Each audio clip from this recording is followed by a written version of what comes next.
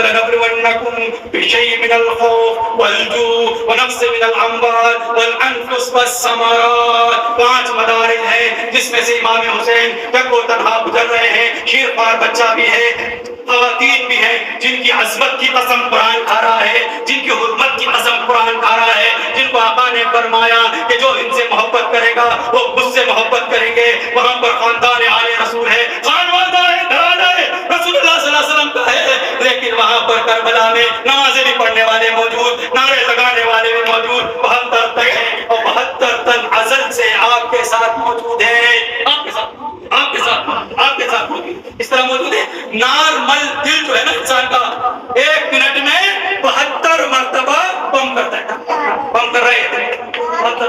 ہر minute آپ کو یاد دلا رہا ہے کربلا کے 72 تنوں کو.